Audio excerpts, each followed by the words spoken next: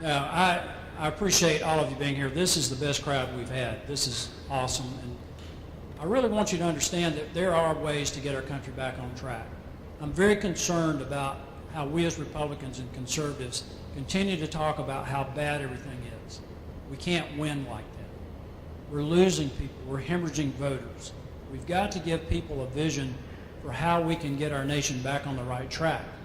If there's anybody out there that doesn't realize that things are bad, then I'm not sure talking about it a little bit more is going to help.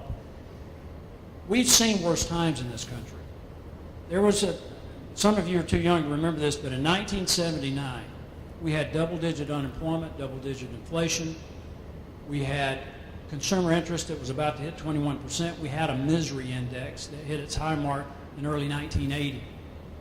The Soviet Union was in Central America. They were in the Caribbean. They were in Central Africa. They were in Afghanistan later that year. A lot of people, conservative and liberal, believed that the Soviets were going to win the Cold War. We had an energy crisis. 52 Americans were being held hostage in our embassy in Tehran.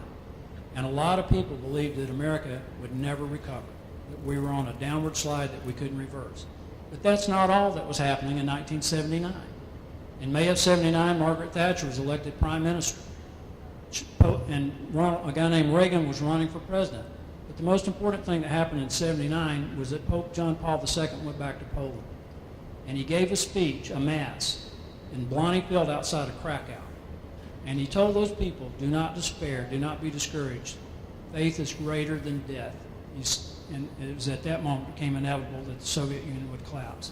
10 years later, the Iron Curtain was down. Nobody would have believed that in 1979. I want to tell you, history's changing right now. You can be a part of it. Thank you.